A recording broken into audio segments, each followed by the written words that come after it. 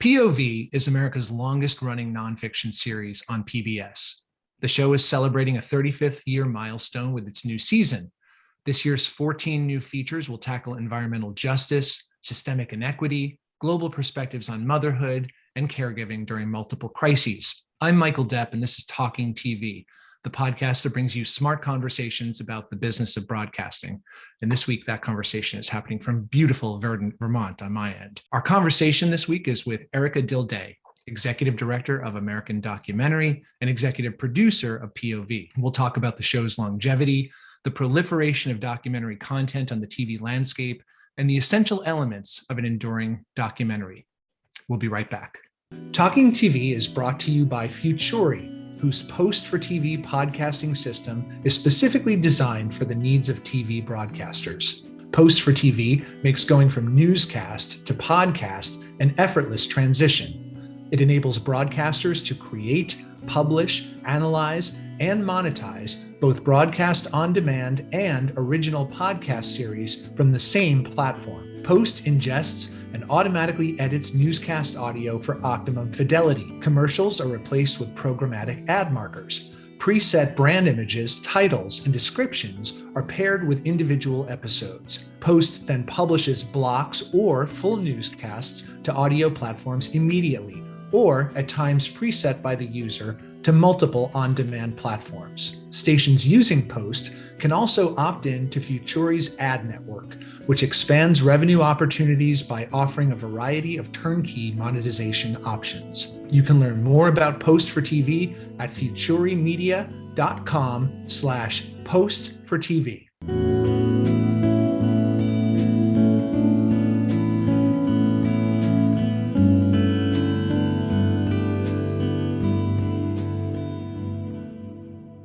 Welcome, Erika Dilday, to Talking TV. Thank you. I'm happy to be here. Happy to have you. So, Erika, 35 seasons is a long run for a documentary series. How many individual documentaries are we talking about here, roughly? Now you're going to test my math skills. We run about 15 a season. Oh, wow. So, yeah, it's over 400. And you've been with the show for how long?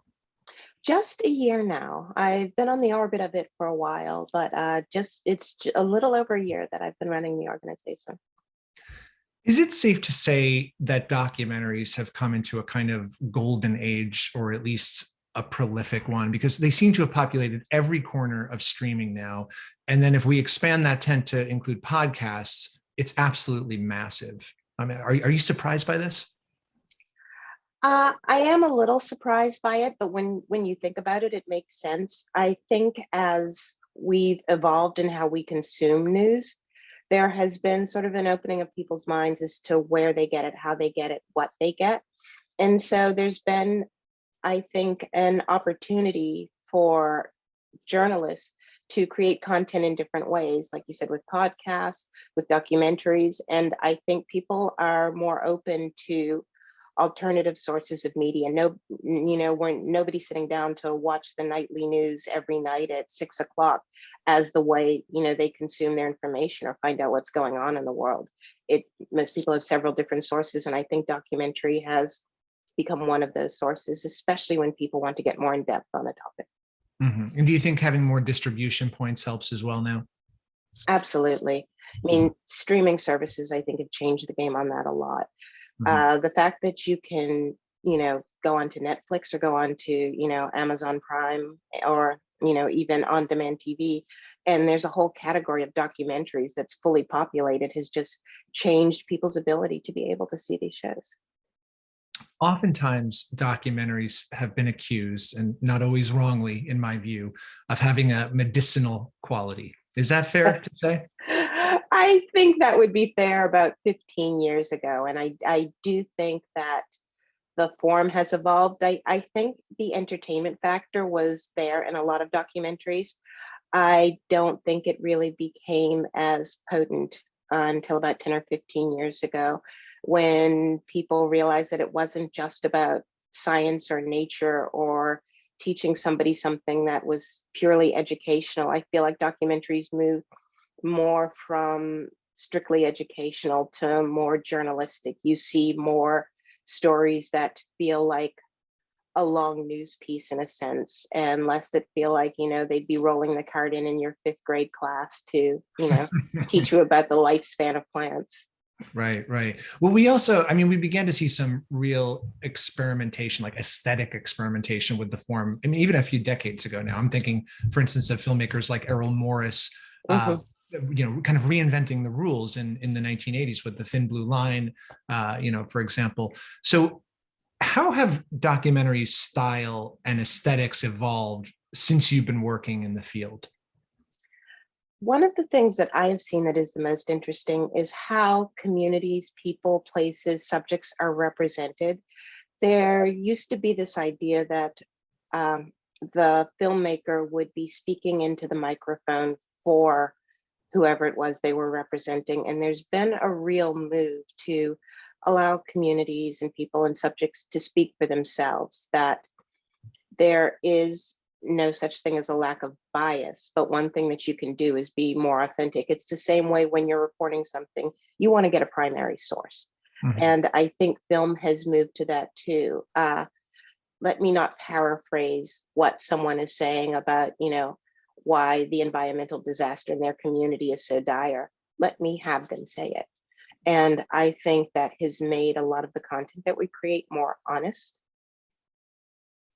There's also sort of a cinematic quality, I think, that's crept in and taken hold in at least in documentaries that I've seen of late. Is that sort of a hallmark now characteristic? That I think was there in a lot of ways before. I think, though, that it's being applied more broadly. And also, I think part of it has to do with the fact that it's very easy to go into a movie theater and see a documentary. And because there has been an appreciation of documentaries as films, there has been, I think, an uptick in the ability to create them as, art, entertainment, and journalism at the same time. I want to come back to a point you made a second ago. Your show is called POV. Do good documentaries characteristically require a strong point of view? And conversely, can that create a problem? Well, this is my personal opinion, but I don't think there is anything anybody spends a long time creating that does not have a strong point of view. They may pretend that it doesn't, but it does. And I think when you acknowledge that and when you represent something from that point of view, that you're making something where the audience can trust you and trust what they're seeing more.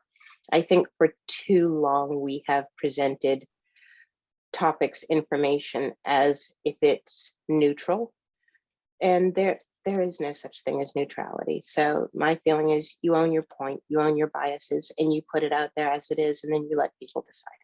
Well, so where should viewers draw distinctions between documentaries and news?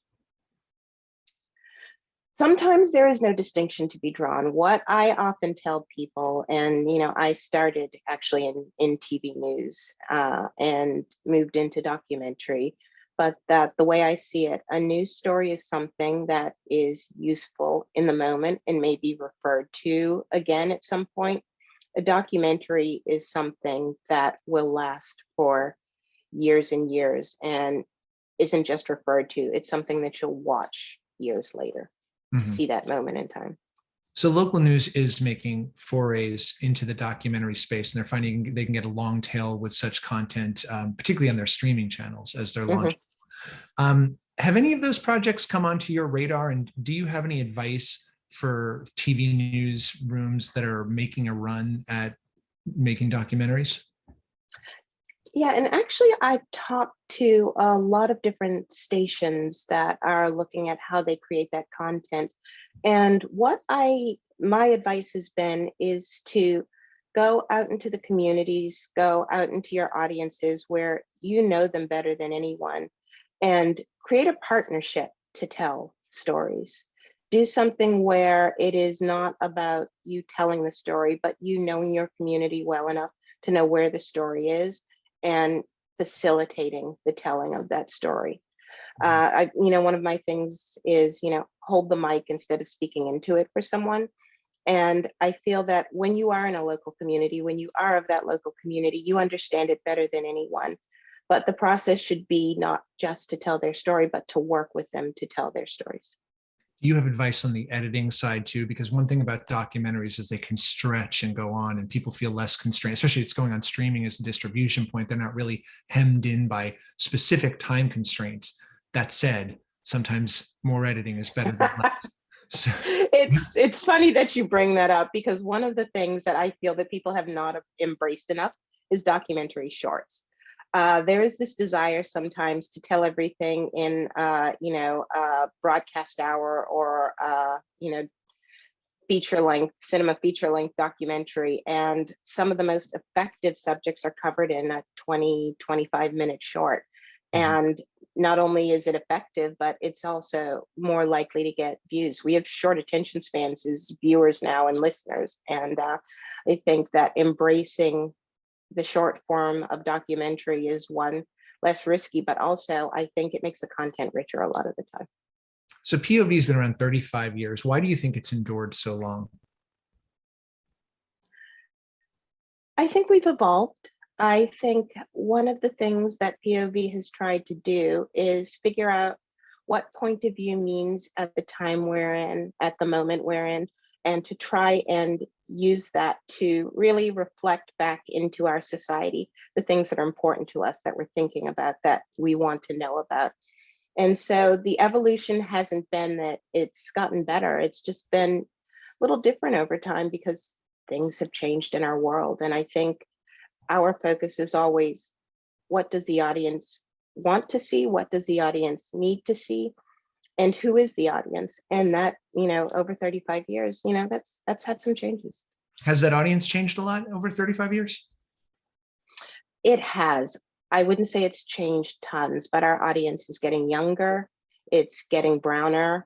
We're seeing people actually view and use our content in different ways. We're seeing people who, watch it on PBS streaming. We also have seen a growing movement with a lot of community groups who will actually use content, use it to inspire dialogue or, action, or see things that are important to them. And that's one thing that I feel that our stations also do as well. They'll say, you know what, you've got this documentary on the Philippines, and we have a large Filipino community which would be really interested in it. So we'd love to do something to create a public screening for that. And I think there is a desire to realize just, the diversity and the fabric of this nation, and not just put our broadcast up there and hope that people see them, but to actively look for people who would appreciate them. So when you're selecting documentaries for inclusion in the series now, what are your broad criteria? There has to be an authenticity to the story. Either the storyteller should be, from or about the community, or have a good reason why they're telling the story and how they've told the story. It has to be something that will resonate with our audiences, something that will bring them from their armchair to another world or to a different community, help them foster some sort of understanding. And also it has to be good quality journalism or documentary. How is the story told? How are the points of view covered? Is it something that we feel is, ethical and fair and representational and entertaining? I mean, one of the things too is, also with news is that, a lot of it can be downers. So we try and put some things in too that will be, interesting, but, not necessarily depressing. Yeah, no light topics in this upcoming season, are there, though?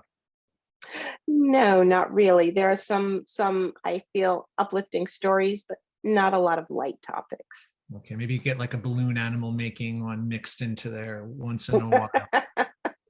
Well, that's all the time we have. So thanks very much, Erika Dilday from POV for this discussion about documentaries, and congratulations on the milestone 35 seasons for this series. Thank you so much, and thank you for having me. Thanks to all of you for watching and listening, and see you next time. If you like our Talking TV conversations with industry leaders, the executives, producers, talent, GMs, news directors, innovators, and many others who are driving this industry forward, smash that like button, as the influencers say. Well, maybe don't smash it, but clicking it would be nice. Also, leave us a comment and tell us what you liked about our conversations, what you'd like to ask, and who you'd like to see. Remember, TV News Check is your source for continuously updated news and information about the broadcast industry and the broader ecosystem around it. So subscribe to our newsletters and keep us open on your browser because news changes fast. And we've got lots of events coming up both virtually and in person, so check out our calendar of events for more information. A new episode of Talking TV is available most Fridays on TVNewsCheck.com. You can also listen and subscribe on YouTube, Apple Podcast, Google Podcast, and Spotify.